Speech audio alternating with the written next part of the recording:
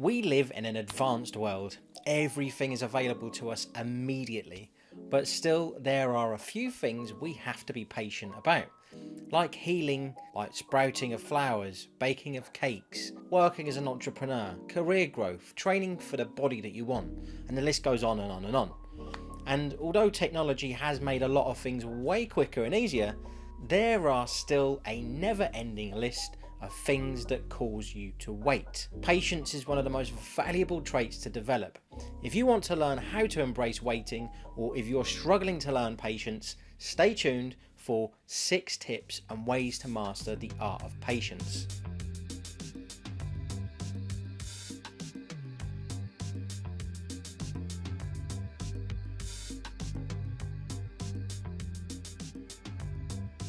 What is going on, guys? In this episode I'll be talking about how to master the art of patience.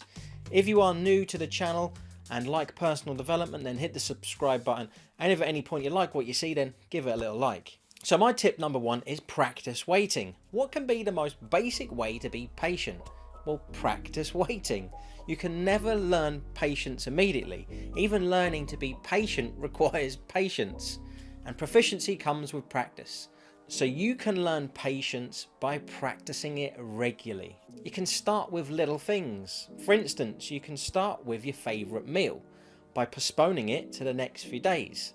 With these small steps, you can help understand the importance of patience. Tip number 2 is be thankful. Be thankful that you've come so far. It doesn't matter how much this journey is remaining, look back. And if you can endure all these previous things in your journey, you can easily pass the remaining.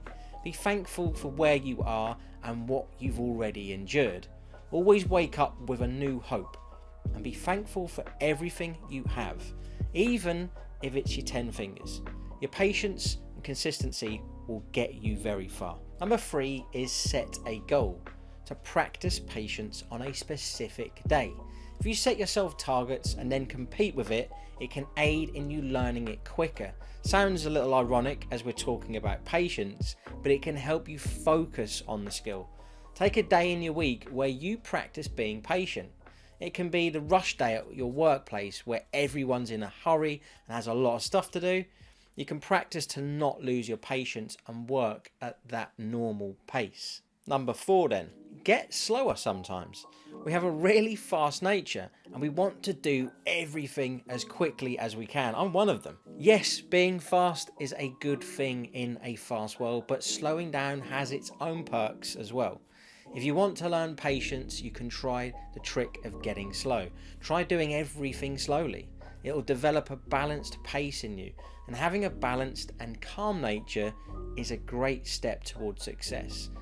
Being impatient will lead you nowhere in your business or your life. Okay, number 5, try different exercises. Everything doesn't work for everyone, but don't worry, there are a number of tricks you can try. For instance, you can try different exercises to overcome your impatience. The next time you start getting bothered or anxious because you are having to wait around, try doing something to keep yourself occupied. Count slowly from 1 to 10.